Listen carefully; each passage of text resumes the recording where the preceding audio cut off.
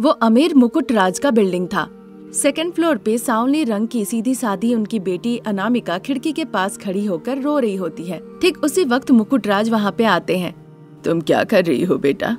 मैं आसमान देख रही थी पिताजी। उसके कहने पर उसके पिता भी आसमान देखने लगते हैं। तभी एक कबूतर उड़ के जाता है और दुखी दुखी एक और कबूतर पीछे पीछे आता है। फिर वो दोनों लव बर्ड्स बहुत ही प्रेम भाव के साथ एक साथ खुशी खुशी आसमान में उड़ जाते हैं। मैं समझ गया बेटा, तुम शादी करना चाहती हो, मैं उसका इंतजाम करता हूँ। मैं कौवे जैसी काली हूँ, मुझसे कौन शादी करेगा पिताजी? इस बात से दुखी मत हो बेटा, तुम में क्या कमी है? मैं जितनी काली हूँ उतना तो अंधेरा भी नहीं है पिताजी।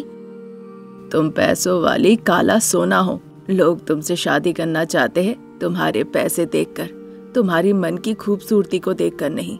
तुम्हारे पीछे जो पैसे है, जो जायदाद है, ये सब देखकर तुम्हारे सास ससुर, तुम्हारे पति सब तुमसे प्यार करेंगे, बहुत स्नेह करेंगे। अगर ऐसा कोई है तो पिताजी मेरी शादी करा दीजिए। इतना कहकर काली अनामिका अपना आंसू पोंछते हुए वहाँ से चली जाती है। जैसे जैसे दिन बीतते गए मुकुट राज अपनी बेटी के लिए रिश्ता देखना शुरू कर दिए, लेकिन बेटी के काले रंग की वजह से रिश्ते टूट जा रहे थे। ये देखकर अनामिका मन ही मन बहुत दुखी हो गई। इसी दौरान मुकुट राज को लालची शारदा और उसके परिवार के बारे में पता चलता है। वो शारदा, उसके पति प्रसाद और बेटे रमेश को घर पे बुलाते हैं। पता चला है कि तुम लोग बहुत पैसों की लालची हो, क्या ये सच है? हाँ बाबू, हम तीनों ही पैसों से बहुत प्यार करते हैं। पैसों के लिए तुम लोग मेरे अत्याचार भी सहोगे क्या? उन पैसों के लिए जिनसे मैं कहूँगा प्यार भी करोगी? प्यार करूँगा सर। बताइए मुझे किससे प्यार करना है, कितना प्यार करना है और प्यार करने के बदले में मुझे क्या मिलेगा, सब बताइए मालिक। रमेश की बातें सुन के मुकुट राज को सब समझ में आ जाता है। तब वो मनी मन सोचते हैं, अनामिका जिसको पैसे देगी उसे जिंदगी भर अनामिका को प्यार करना होगा, अच्छे से देखभाल करना होगा। रमेश और अनामिका की अब शादी होगी। इस तरह बातचीत होती है और फिर काली अनामिका को बुलाया जाता है। मेरी बेटी अनामिका इस जायदाद की मालकिन, रमेश को अनामिका से शादी करनी है, उसे पत्नी का स्थान देना है, आप लोगों को सास ससुर का प्यार देना है। उनकी बातें सुन के शारदा, प्रसाद और रमेश काफी देर तक खुसफुस करते हैं और फिर एक फैसला लेते हैं। फिर अगले दिन सारे गांव वाले अपने जान पहचान वाले रिश्तेदारों के सामने रमेश और अनामिका की धूमधाम से शादी करा दी जाती है। फिर रमेश अनामिका को लेकर एक साधारण से बिल्डिंग में जाता है। शुरुआत में सब कुछ बहुत अच्छा था, लेकिन 2 दिनों के बाद, अरे काली बहू, मैं यहाँ पे बड़ी हूँ, यहाँ मैं जो कहूँगी वही होगा, तो ऐसे काम करना ताकि जिंदा और सुरक्षित रहो। हाँ बताइए माँ जी। जाओ, जाके नाश्ता तैयार करो। काली बहू, पहले मुझे कॉफी दे दो। अरे काली अनामिका, किसी को कुछ देने से पहले 1 गिलास मुझे दूध दे दो। जाओ बहू जाओ, जल्दी जाओ। इसी तरह बात पे अनामिका को काली लड़की, काली बहू, काली अनामिका, शारदा, प्रसाद, रमेश सभी बुलाने लगे। थोड़ी देर के बाद अनामिका प्रसाद को लाकर कॉफी देती है। कॉफी पीने के बाद, काली बहू, कॉफी स्वादिष्ट नहीं है। उसने रमेश को दूध दिया था। दूध पी के रमेश, अरे काली अनामिका, दूध में चीनी क्यों नहीं डाला? हाँ, सुन के उसे बहुत बुरा लगता है। इसी तरह दिन निकल रहे थे। वो इसी तरह टिप्पणी करते थे, काली अनामिका अच्छी नहीं है, काली अनामिका ये नहीं की, काली अनामिका वो नहीं की, और इसके साथ बहुत बुरा व्यवहार भी करते थे। तब एक दिन, आप लोग हमेशा काली बहू, काली अनामिका इस तरह से मुझे क्यों बुलाते हैं? मेरा नाम लेके क्यों नहीं बुलाते? तो तुम क्या करोगी? हाँ, अगर आप लोग काली लड़की, काली बहू, काली अनामिका नहीं बुलाएंगे तो मैं पैसे दूंगी। बस आप लोग मुझे अनामिका कहकर बुलाइए। फिर कहे मुताबिक वो शारदा, प्रसाद और रमेश को अपने हाथों से पैसे देती है। वो तीनों पैसे देखकर बहुत खुश हो जाते हैं। फिर भी अनामिका रोज रोती थी।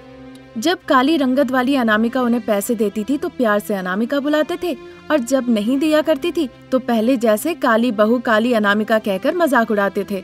इसी तरह दिन निकल रहे थे। फिर एक दिन मुकुट राज अपनी बेटी अनामिका से ससुराल में मिलने आते हैं।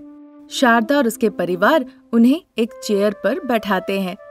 रमेश चाय का कप और प्रसाद पानी लेकर आके खड़े हो जाते हैं। देखकर मुकुटराज बहुत खुश हो जाते हैं। वो अनामिका को जायदाद के सारे कागज दे देते हैं। बेटा अनामिका, मैंने सारी संपत्ति तुम्हारे नाम कर दी है। अब मैं काशी जाना चाहता हूँ। इतना कहकर वहाँ से वो चले जाते हैं। शारदा जायदाद के कागजात लेकर, अरे काली बहू, सब मेरे नाम पे लिख दो। मैं नहीं लिखूंगी। इस तरह कहने पे शारदा रमेश अनामिका के साथ बहुत मारपीट करते हैं। फिर 2 दिनों के बाद वो तीनों मिलके अनामिका को लेके पिकनिक पे जाते हैं। फिर वो सभी लोग पेड़ के नीचे बैठ के प्यार से बातचीत करने लगते हैं। वो जो खाना लेकर आए थे वो अनामिका को देते हैं। अनामिका इस बात से बहुत खुश होती है। अगर हर दिन सभी लोग इतने प्यार जतन से रहें तो कितना अच्छा लगेगा, है ना? इस तरह सोचकर अनामिका बहुत खुश हो रही थी। तभी शारदा उसे रेत के दलदल के पास लाकर कहने लगती है, देखो बहू, ये बालू का दलदल है, अंदर गई तो बाहर नहीं निकल पाओगी। जल्दी से पूरी जायदाद मेरे नाम पे लिख दो, नहीं तो मेरा नाम भी शारदा है, छोड़ूंगी नहीं। नहीं लिखूंगी माँ जी। इस बात से शारदा को बड़ा गुस्सा आता है और वो अनामिका को धकेलने की कोशिश करती है, पर अनामिका चालाकी से बच जाती है और शारदा ही गिर जाती है। ये देखकर अनामिका प्रसाद और रमेश को जाकर पूरी बात खुल के बताती है, पर वो दोनों ही शारदा को बचाने की कोशिश ना करके वहाँ से भाग निकलते हैं। मुझे बचा लो बहू। इस तरह से जब वो विनती करती है, अनामिका चारों तरफ देखती है। उसे थोड़ी दूर में एक रस्सी पड़ा हुआ दिखता है। अनामिका वो रस्सी शारदा के तरफ फेंक के उन्हें खींच के बाहर निकालने की कोशिश करती है। उस रेत के दलदल से शारदा जान बचा के निकल आती है। फिर रोते रोते कहती है, मुझे माफ कर देना बहू, आज के बाद मैं तकलीफ नहीं दूंगी, मैं बेटी की तरह रखूंगी। फिर वो अनामिका के ललाट को चूमती है। ध्यान रखती है कि प्रसाद और रमेश उससे कुछ ना कहे और रमेश और प्रसाद से ही वो घर का सारा काम काज भी करवाती है। ये थी आज की कहानी। नई कहानी लेकर हम फिर हाजिर होंगे। नमस्कार। तब रात के 10 बज रहे थे। सिटी बस से रमेश और अनामिका हाथ में कपड़ों का बैग लेकर बस से नीचे उतरे। बस वहाँ से चली जाती है। दोनों शहर में नए थे। असल में दोनों प्रेम विवाह करके सीधा शहर में आ जाते हैं। दोनों को कुछ भी समझ में नहीं आ रहा था। फिर दोनों फुटपाथ में जो रास्ता दिख रहा था उसी में चलते हुए आगे बढ़ने लगते हैं। अभी हम कहाँ जा रहे हैं राम? मुझे क्या पता अनामिका, मैं तो कभी गांव से बाहर निकला नहीं। तुम्हारे लिए, हमारे प्यार के लिए मैं शहर आ गया। मैं भी तुम्हारे लिए, हमारे प्यार के लिए मैं आ गई राम। पहले चलो हम किसी होटल में चलते हैं, जो पैसे है उससे कुछ खाते हैं। मैं पूरी बहुत अच्छा बनाती हूँ राम। उस होटल में हम पूछेंगे, अगर कोई काम है तो कर लेंगे। क्या कहते हो?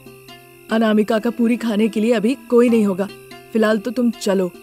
इस तरह दोनों बात करते हुए पैदल चले जा रहे थे। उस रास्ते में उन्हें एक भी होटल नहीं दिखा। चलते चलते पैरों में दर्द होने लगते हैं। फुटपाथ में ही उन्हें एक सीमेंट बेंच दिखता है। दोनों वहां जाकर बैठ जाते हैं। वहां से थोड़ी ही दूर पे एक कार खड़ी हुई थी। वहां सुदर्शन कार के बाहर खड़े होके फोन पे बात कर रहा था। परेशान मत हो कावेरी, गाड़ी पंचर हो गई है, रिपेयर के लिए कोई नहीं है और मुझे भी नहीं पता।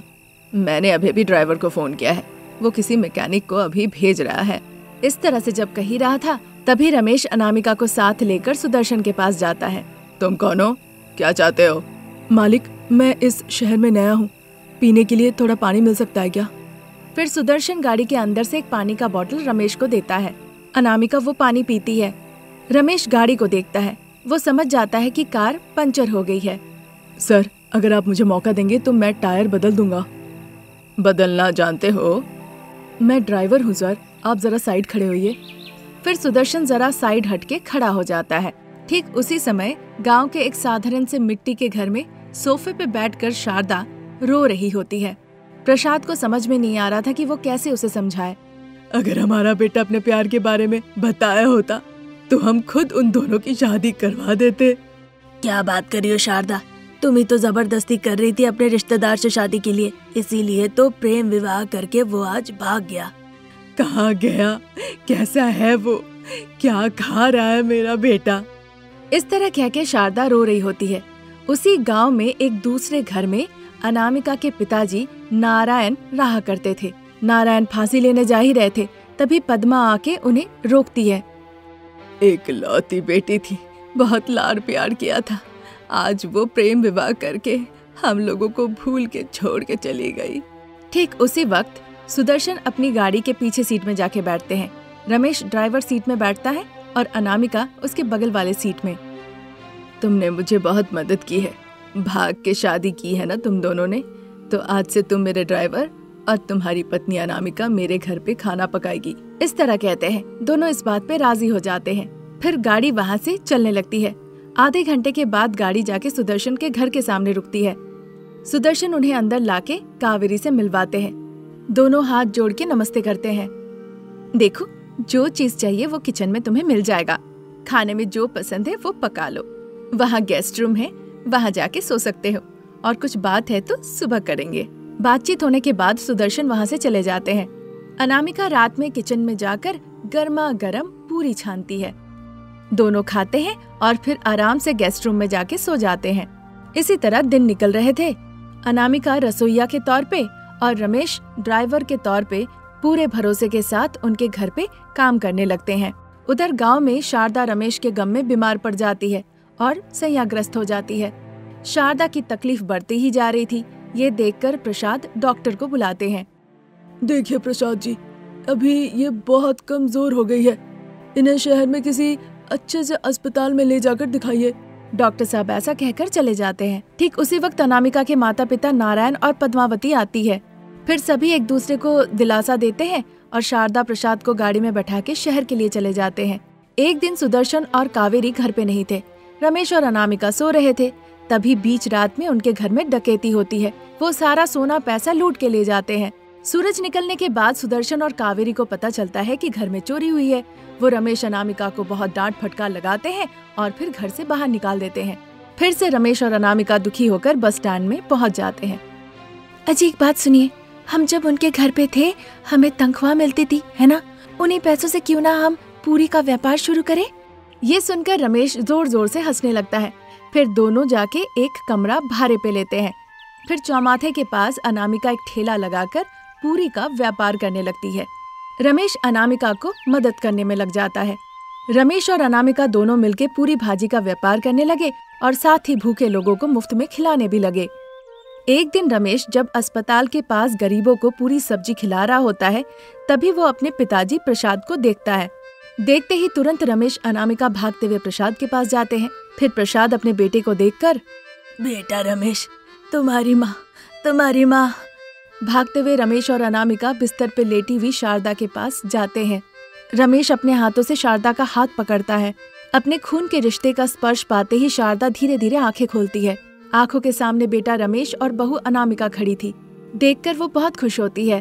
अजी, अब दवाइयों की मुझे जरूरत नहीं, बेटा बहू आ गए हैं। अब चलो सब घर चलते हैं। माँ जी, गाँव हम बाद में जाएंगे, चलिए अभी हम हमारे घर चलते हैं। इस तरह कह के जहाँ पर वो भाड़े पे रहते थे वहाँ पे शारदा को ले जाती है। अनामिका गर्मा गर्म पूरी खिलाती है। शारदा प्रसाद रमेश खुशी खुशी खाते हैं। इस तरह खुशी खुशी दिन निकल रहे थे। फिर एक दिन अनामिका के माता पिता नारायण और पद्मावती भी आती है। उन्हें देखकर पहले अनामिका रोती है, फिर बहुत खुश हो जाती है। तब से अनामिका पूरी का व्यापार भी करती है और साथ ही साथ गरीबों को मुफ्त में खाना भी खिलाती है। ये थी आज की कहानी। नई कहानी लेकर हम फिर हाजिर होंगे। नमस्कार।